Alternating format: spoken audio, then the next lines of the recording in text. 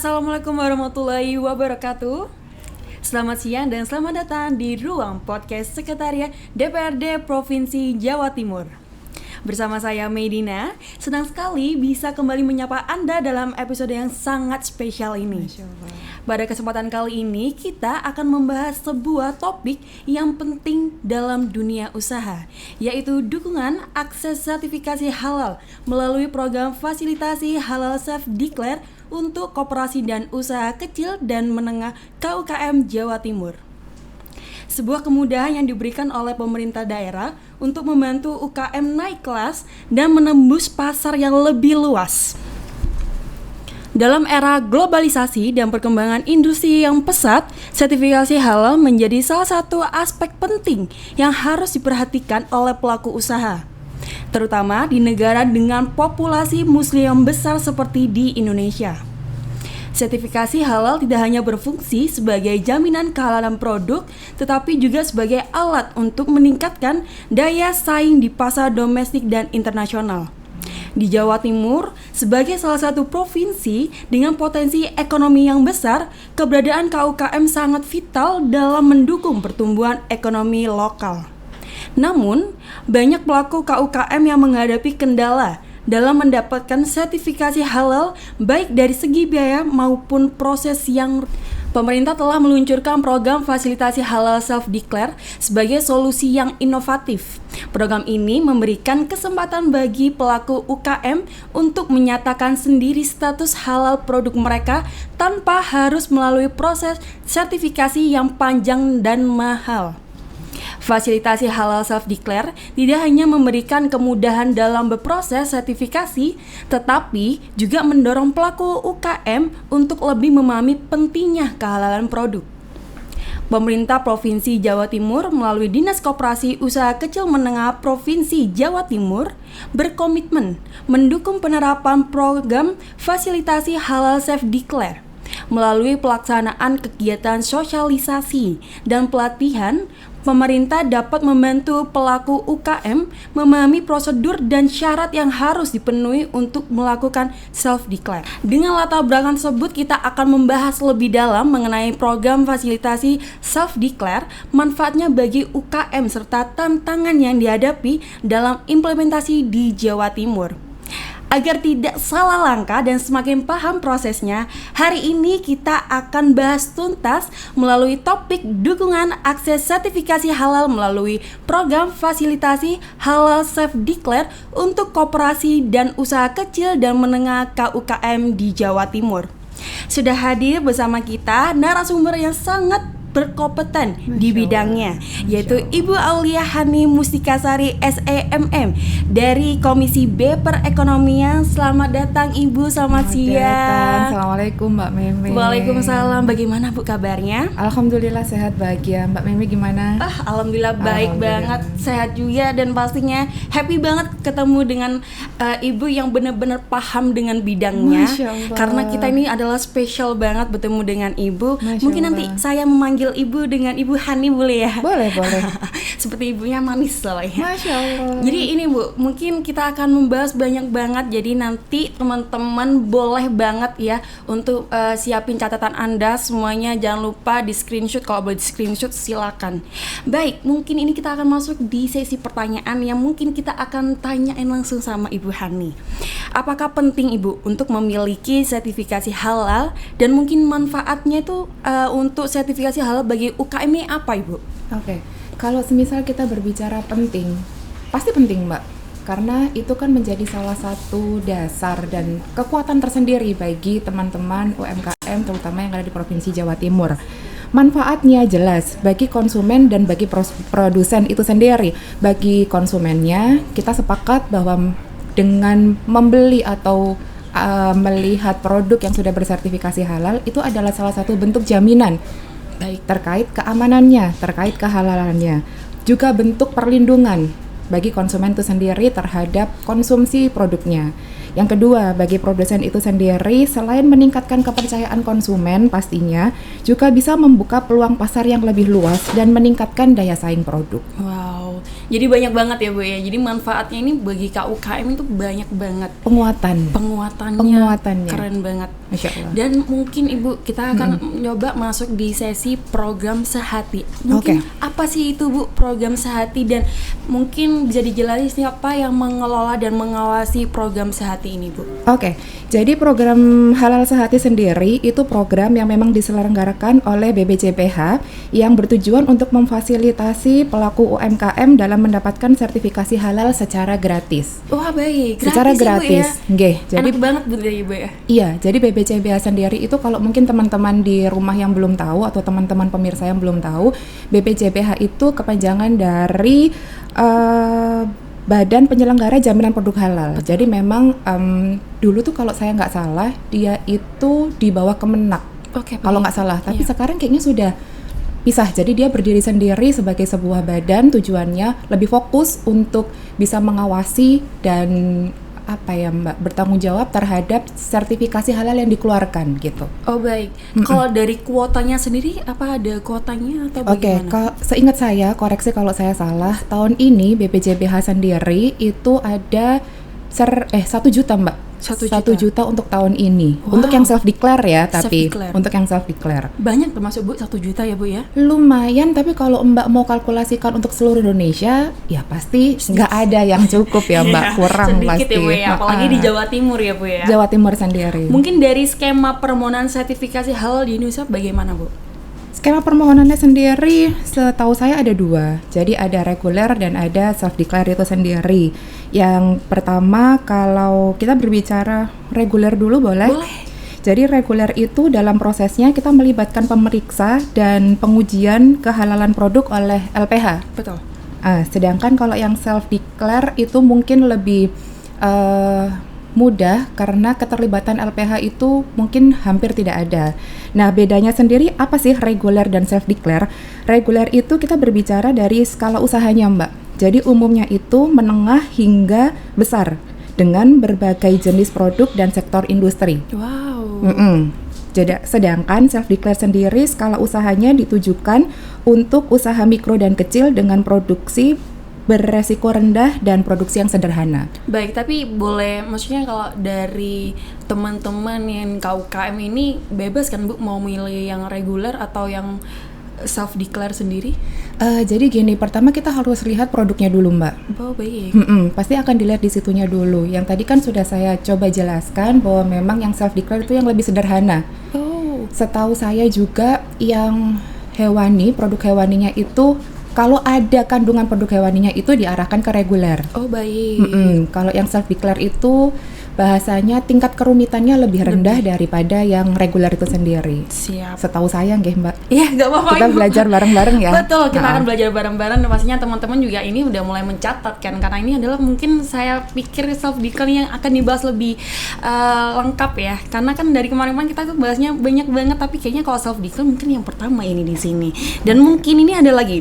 Apakah bisa diberikan informasi terkait tenggang waktu kapan kewajiban sertifikasi halal untuk produk makanan dan minuman, bahan baku, bahan tambahan pangan, bahan penolong untuk produk makanan dan minuman, hasil sembelihan dan jasa penyembelihan itu bagi KUKM. Jadi yang bisa diberikan informasi terkait tenggang waktu itu gimana Bu? Oke, setahu saya harusnya itu 2024. Oke, baik. Cuman sekarang rasanya pemerintah pusat juga dan pemerintah provinsi juga sepakat bahwa proses itu kan diperlukan dalam membersamai pertumbuhan teman-teman pelaku usaha. Jadi diberikan kelonggaran sampai dengan Oktober 2026. Wow, berarti sampai tahun depan ya Bu ya? Iya, 2026 tahun depan ya? Tahun depan. Oh, nggak kerasa. Nggak kerasa ya Bu? Nggak kerasa ya, saya pikir sekarang masih 2024. Udah masuk, habis ini mau 2026 lagi. 2026. Dan selain itu untuk produk yang dimaksud ini di atas, apakah ada tenggang waktu kewajiban bagi produk lain untuk wajib bersertifikasi halal? Berarti maksudnya Mbak Meme selain Mamin? Betul. Oke. Sebetulnya banyak Mbak, dan teman-teman itu sekarang kan kita tahu sendiri, kita bisa buka di Google, kita bisa buka di mana tuh informasinya sudah sangat terbuka sekali, karena memang kewajiban yang bukan dituntut ya, Tapi karena pasar, jadi kita tuh kan mayoritas muslim. Betul. Mayoritas muslim, jadi kan kita berharapnya aman bukan dari produksinya saja, tapi prosesnya juga harus aman. Jadi bukan hanya produk atau keluarannya aja nih yang harus ini. Halal. Nggih, makanya tadi kan Mbak Mimi juga sempat menyinggung ada jasa sembelih. Betul. Nah, itu kan sebetulnya partnya Mbak, bagiannya membersamai.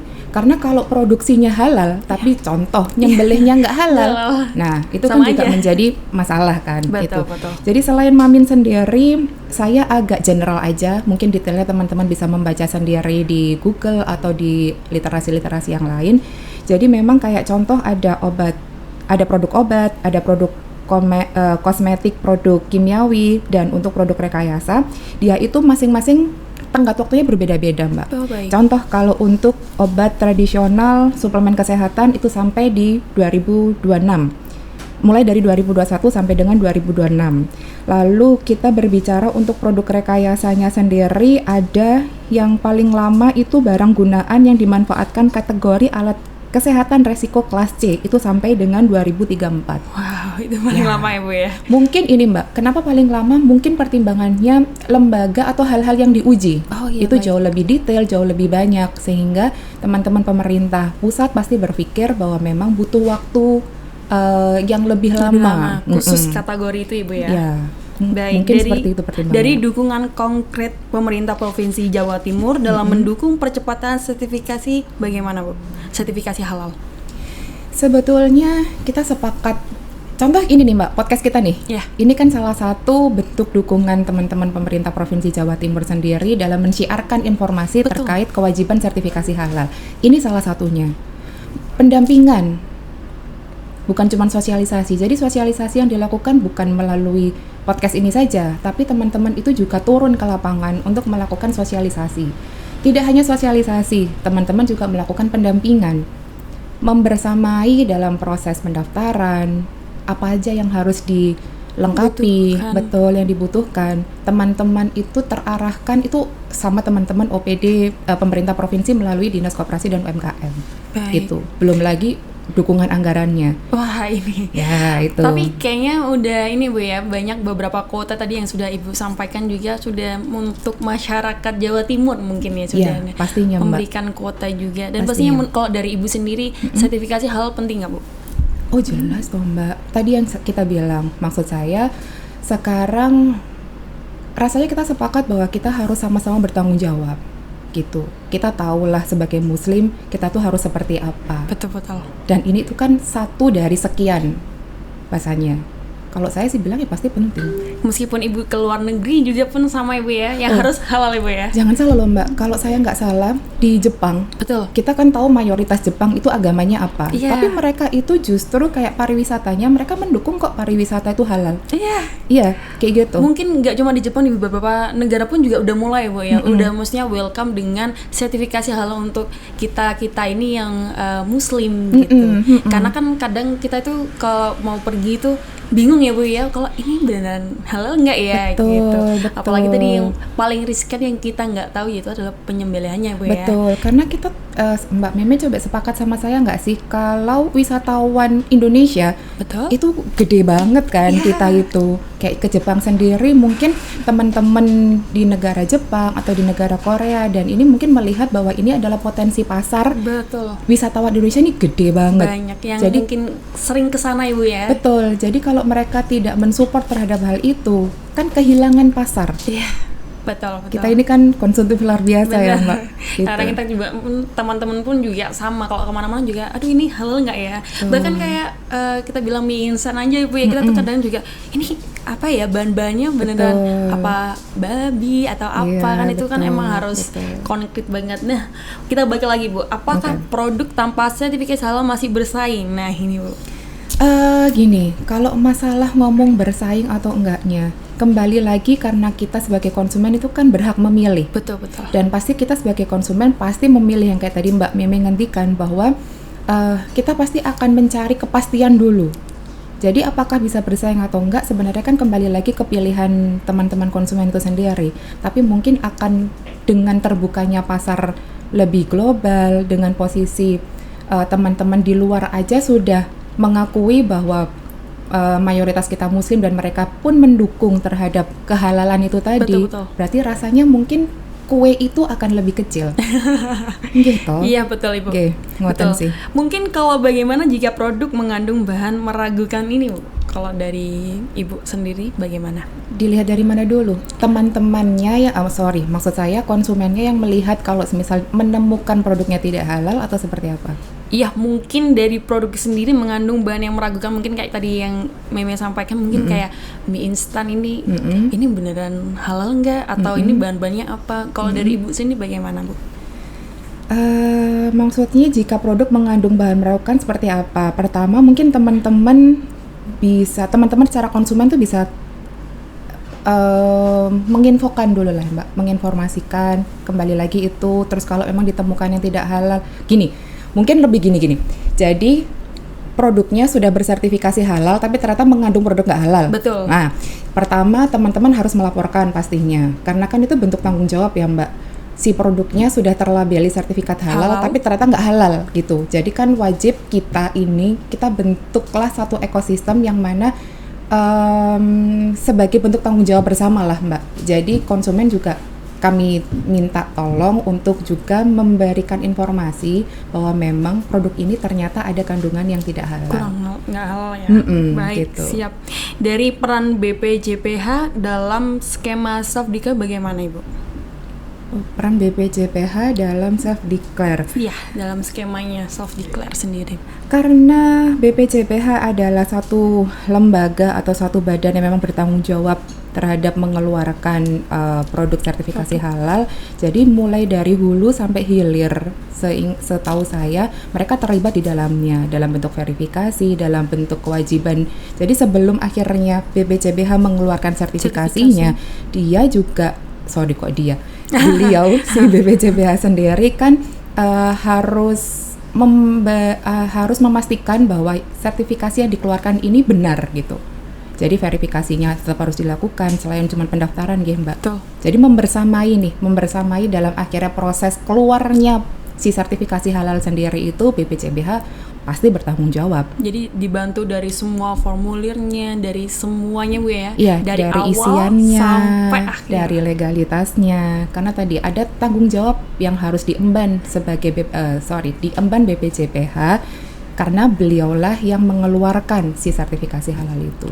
Baik, siapa saja Bu yang pihak yang memfasilitasi biaya self declare ini? Pasti macam-macam sih Mbak. Pemerintah, boleh juga swasta. Jadi semua yang kasarannya kita harus sepakat dulu bahwa semua pihak-pihak ini satu irama dalam mendukung halal ini tadi. Jadi anggaran itu bisa jadi ada anggaran pemerintah provinsi, pusat, daerah juga boleh, swasta juga boleh. Jadi semua yang bersepakat dan mungkin yang kelebihan anggaran atau bukan kelebihan anggaran, yang punya anggaran dan punya tanggung jawab yang sama itu bisa menjadi fasilitator. Kalau dari pemerintah Provinsi Jawa Timur sendiri Bu, memiliki program fasilitasi halal self declare untuk KUKM di Jawa Timur. Apa ada Bu? Oh ada, jelas. Ada ya? Justru malah pemerintah Provinsi Jawa Timur itu hebat. Makanya saya sempat mendapatkan informasi dari teman-teman Dinas Koperasi dan UMKM Provinsi Jawa Timur. Justru teman-teman Provinsi Jawa Timur itu bukan hanya memfasilitasi self declare tapi juga reguler, Mbak. Oke, baik. Gitu. Yang tadi Ibu udah sampaikan ya Bu ya. Jadi emang dari reguler dan self declare sendiri emang pemerintah juga support ya Bu ya dari programnya. Dan mungkin berapa sih Bu kalau dari jumlah fasilitasi halal yang telah diselenggarakan Dinas Koperasi Usaha Kecil Menengah Provinsi Jawa Timur? Oke, ini dari saya juga tidak sehebat itu untuk tahu. Jadi informasi ini, data-data ini saya juga dapat dari teman-teman juga. Teman-teman itu mulai dari tahun 2017 hingga saat ini Mbak, itu sudah memberikan kontribusi nyata atau dukungan nyata terhadap sertifikasi fasilitasi halal itu sendiri. Tidak usah yang terlalu jauh, tahun 2022 sendiri teman-teman Dinas Koperasi UKM sudah menggelontorkan dalam tanda kutip fasilitasi reguler sejumlah 263 yang untuk reguler, yang untuk self declare sudah 60 UKM. Jadi total 323 UKM, teman-teman UKM. Banyak. 2023, jadi yang awalnya 2022 sejumlah total 323, 2023-nya total 324. Lalu di 2024-nya sendiri membludak sejumlah 354 UKM, yang mana reguler sejumlah 204 UKM, yang self-declare 150. Kita masih belum tahu ya Bu untuk tahun ini Bu ya, 2025 sendiri Bu ya. Oh tahu? Oh tahu Ibu? Tahu dong. Jadi 2025 sendiri teman-teman Dinas Koperasi dan UKM di tahun 2025 itu menggelontorkan sejumlah 340 yang untuk reguler dan 350 yang untuk self-declare. Wow, banyak banget ya Bu ya. Berarti kan hampir 2 kali lipat ya? Betul ya. Saya lihat dari data-datanya ternyata lebih banyak. Berarti keren kan? Ya moga-moga nanti tahun depan benar-benar banyak ya Bu ya. Yang kita harapkan ini mungkin dari teman-teman KUKM lebih banyak lagi. Jadi barangkali teman-teman yang mungkin agak susah dalam formulir atau biaya itu bisa terbantu oleh pemerintah dan Dinas Koperasi. Dari jumlah kuota sendiri Bu, fasilitasi halal di Dinas Koperasi Usaha Kecil Menengah Provinsi Jawa Timur pada tahun sudah kita bahas ya Bu ya, tahun 2025 tadi ada 300 lebih lah mungkin, jadi total itu sampai 690. Wah, itu tadi yang diharapkan semua orang adalah 1000. Mungkin agak kelebihan ya Bu, tapi itu yang diharapkan teman-teman di rumah mungkin itu jadi barangkali aku bisa terbantu akan adanya kuota ini. Dari fasilitas halal self-declare yang diselenggarakan Dinas Koperasi Usaha Kecil Menengah Provinsi Jawa Timur berbiaya? Gratis, setahu saya. Oh ya. Setahu saya gratis. Oh gratis ya Bu ya? Gratis. Baik itu self-declare, baik itu reguler, sesuai kuota tadi ya Mbak. Oh iya, kalau kuotanya habis mungkin bisa berbayar. Ya, berarti memang siapa cepat dia dapat. Betul. Gitu. Jadi mungkin ya teman-teman harus tahu info ini. Jadi udah kalau kita berikan informasi, Anda semua harus cepet-cepet nih langsung berangkat untuk. Biasanya ini juga dari web juga bisa gitu loh. Dari webnya sendiri pun kalau Anda semua mau masuk langsung di Dinas Koperasi bisa nanti cari infonya di Dinas Koperasi. Iya, sekarang kan sudah serba digital Mbak. Betul. Sudah serba digital, jadi informasi ini tuh sangat mudah untuk disiarkan, informasi-informasi yang baik. Ya. Jadi baik itu teman-teman yang dimanapun berada, harapannya dengan digitalisasi ini, informasi ini tuh bisa lebih cepat diterima oleh teman-teman, termasuk teman-teman yang ada di pelosok-pelosok. Wah itu, tapi kadang-kadang kalau kita bilang pelosok-pelosok itu juga mungkin ada beberapa part teman-teman juga yang aduh gimana ya ini apa ya. Nah tapi tenang teman-teman, akan kita bantu dari Dinas Koperasi sendiri. Insya Allah. Jadi persyaratan untuk dapat mengikuti fasilitasi halal self-declare tersebut bagaimana Ibu? Yang pasti KTP. Ya. Teman-teman Pasti ya. Pasti. Harus Indonesia. Identitas. Terus habis itu teman-teman pelaku usaha itu harus sudah ber-NIB Mbak. Oh ya. Nomor induk berusaha itu menjadi satu bentuk identitas yang penting bagi teman-teman pelaku usaha. Oke, itu. Baik. Terus usahanya telah berjalan minimal 1 tahun kayak gitu. Itu sih yang paling penting. Nanti tapi kalau misalnya teman-teman nggak punya NIB Bu, bisa diurus dan itu juga sekarang sehari jadi dan itu juga gratis. Silakan diakses, gampang banget. Teman-teman bisa membuka di HTTP OSS, seingat saya online single submission. Kalau memang teman-teman masih belum familiar terkait OSS, teman-teman bisa ke penanaman modal 1 pintu atau MPP yang ada di lokasi kabupaten kota teman-teman semuanya untuk bisa dibantu dan difasilitasi dalam pembuatan NIB itu sendiri. Tuh, jadi gampang banget kan. Kalau bingung-bingung lagi, nah ini tadi udah dijelasin sama Ibu, mungkin nanti webnya akan dibantu sama teman-teman di-share ya. Jadi apakah usaha yang baru berdiri bisa langsung mendaftar fasilitasi halal self-declare di Dinas Koperasi Usaha Kecil Menengah Provinsi Jawa Timur? Nah, tadi seperti yang mungkin sudah saya ungkap sebelumnya, memang harus minimal 1 tahun. 1 tahun. Sebetulnya itu lebih kepada untuk melihat juga ya Mbak, bagaimana progres, bagaimana ini gitu. Bentuk komitmen sih, bentuk komitmen bersama teman-teman pelaku usaha dan teman-teman dari dinas sendiri untuk memastikan pelaku usaha ini oke. Oke, baik. Firm ya. Accept lah pokoknya. Kalau sertifikat halal sendiri apakah selamanya Bu?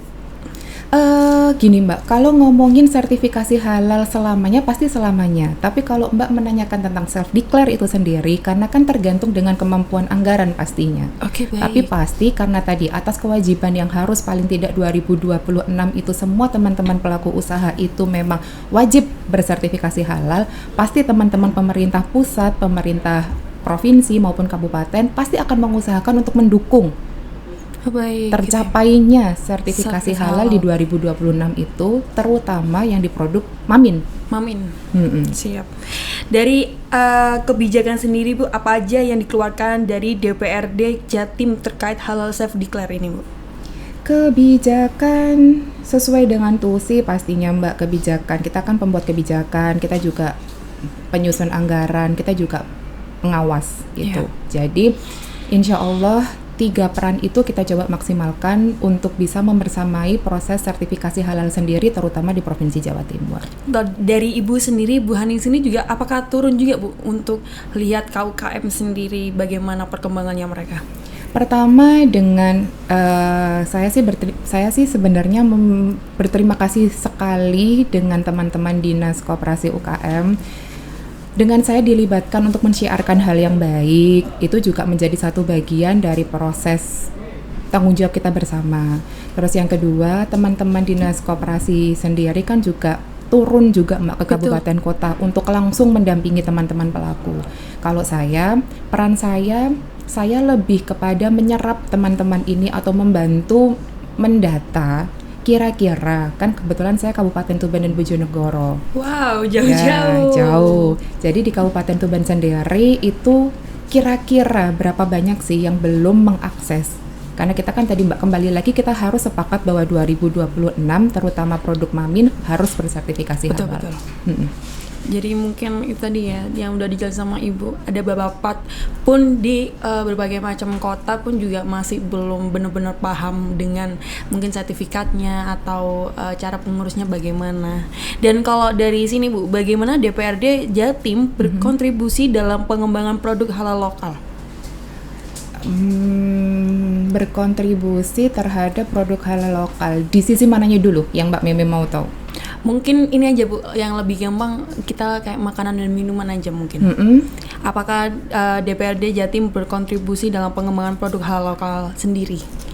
Pengembangan produk halal lokal ya pastilah Mbak. Yang tadi saya sudah bilang bahwa kita juga alhamdulillah terima kasih kita selalu dilibatkan dalam program-program baik bersama dengan teman-teman teman-teman pemerintah Provinsi Jawa Timur dalam hal ini koperasi dan UKM gitu. Jadi dengan kita terlibat ikut serta, kita juga daya dukung kita itu juga harapannya maksimal sih. Oh begitu.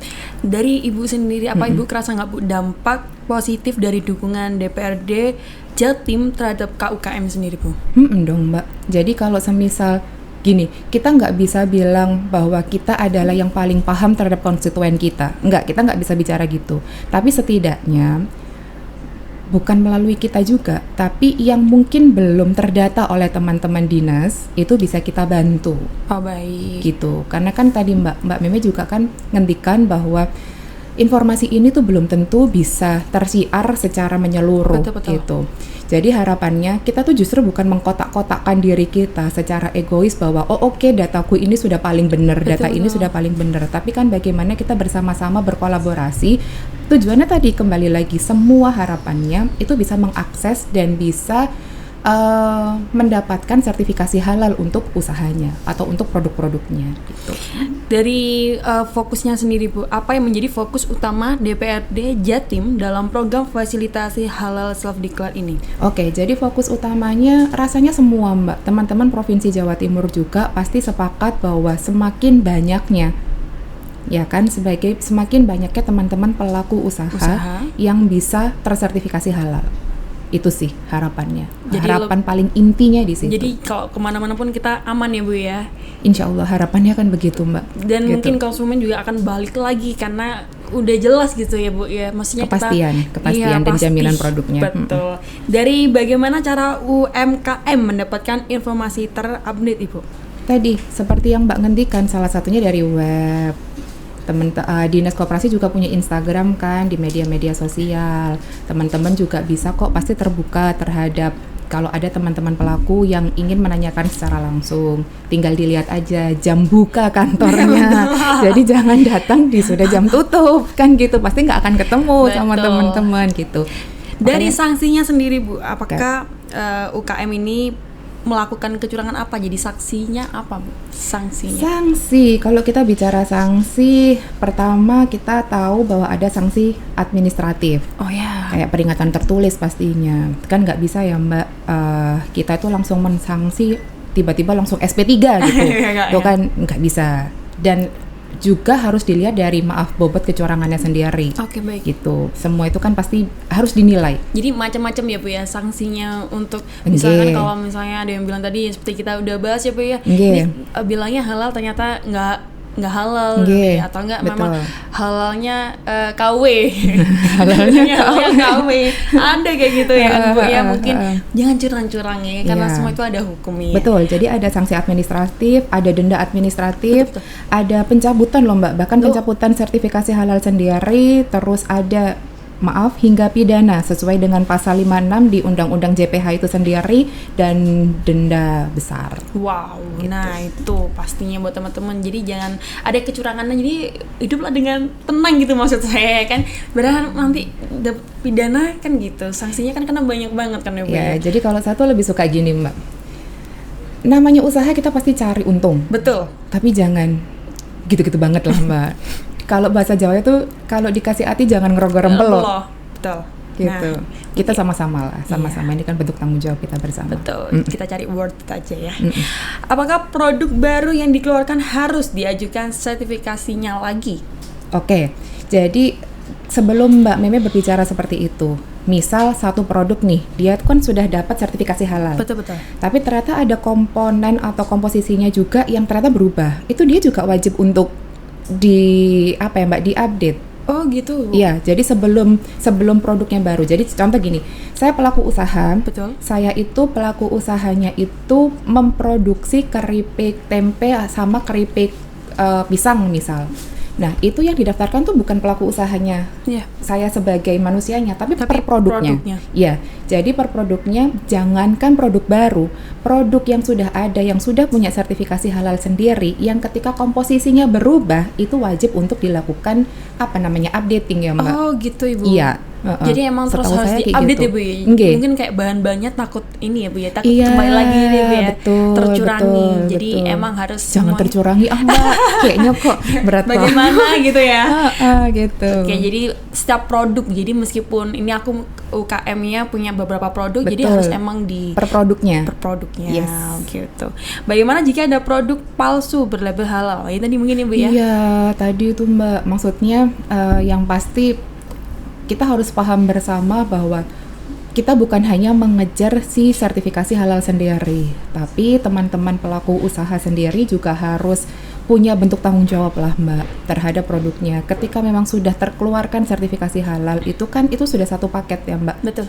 Jadi jangan sampai oke nih aku sudah senang punya sertifikasi halal terus aku udah nggak mikir lagi nih kayak gimana itu. Makanya tadi yang mungkin bisa saya highlight di sini adalah salah satu bentuk tanggung jawab kita bersama. Betul. Bukan cuma mengejar kuantitas, tapi kita juga harus tetap mempertahankan kualitas. Wah, keren banget Ibu. Insyaallah. Pesan untuk KUKM yang masih ragu mendaftar, silakan Bu. Jangan ragu karena ini adalah salah satu program baik yang memang diusahakan oleh teman-teman pemerintah pusat, provinsi dan kabupaten kota. Ini program ini atau sertifikasi terutama self-declare ini gratis. Jadi kalau sudah gratis, apalagi tujuan dan ikhtiarnya baik, rasanya kenapa teman-teman pelaku usaha itu ragu gitu untuk mengakses program yang baik. Itu sih Mbak. Baik, mungkin ini yang terakhir Bu, harapan Bapak Ibu terkait program fasilitasi sertifikasi halal untuk rekan-rekan KUKM di Jawa Timur. Harapannya pasti kembali lagi, tolong teman-teman semua juga memanfaatkan kembali lagi ya Mbak hal yang baik. Jadi teman-teman jangan ragu dan jangan antipati terhadap program-program baik, apalagi yang didukung secara baik oleh pemerintah Provinsi Jawa Timur khususnya. Karena ini bukan hanya menjadi kekuatan bukan hanya menjadi salah satu syarat yang tidak berarti, tapi ini justru menjadi kekuatan menjadi satu bentuk legalitas yang baik untuk teman-teman pelaku usaha. Untuk apa sih? Teman-teman ini harus bersiap menghadapi pasar yang lebih luas. Jadi jangan sampai kita tuh kaya di kandang kita sendiri. Betul. Gitu. Kalau bisa internasional ya. Amin, Mbak. Karena kan pasti kita itu mencari cuan bahasanya. Mencari cuan itu kan kalau memang bisa di lingkup yang lebih luas ya, kenapa Why not tidak? Ya? Iya dong. Betul. Wah, luar biasa sekali. Boleh berikan tepuk tangan untuk Ibu Hani. Terima kasih Mbak Memi. Terima kasih Ibu udah meluangkan waktunya untuk datang siang-siang gini, dan kita banyak banget penjelasan yang sudah Ibu sampaikan, dan mungkin Mimi akan meng-highlight lagi. Dari hari ini tuh kita banyak banget, apalagi dengan topik dukungan akses sertifikasi halal melalui program fasilitasi halal self-declare untuk koperasi dan usaha kecil dan menengah di Jawa Timur, menekankan pentingnya fasilitasi sertifikasi halal self-declare sebagai langkah strategis untuk meningkatkan daya saing produk KUKM. Betul. Program ini juga diharapkan dapat memberikan kemudahan akses bagi pelaku usaha dalam mendapatkan sertifikasi halal, sehingga mereka dapat memenuhi kebutuhan pasar yang semakin mengutamakan produk halal. Selain itu, kolaborasi antara pemerintah, lembaga terkait, dan pelaku usaha sangat diperlukan untuk mensukseskan program ini, serta meningkatkan kesadaran masyarakat akan pentingnya produk bersertifikasi halal. Dengan demikian, diharapkan KUKM di Jawa Timur dapat tumbuh dan berkembang secara berkelanjutan, serta berkontribusi pada perekonomian daerah. Kalau gitu waktunya waktunya saya pamit undur diri ya. Terima kasih buat teman-teman yang sudah meluangkan waktunya ini untuk menonton podcast kita. Tapi tenang, podcast kita akan ada di next episode lagi. Kalau gitu, wassalamualaikum warahmatullahi wabarakatuh. Bye-bye. Terima kasih, Bu.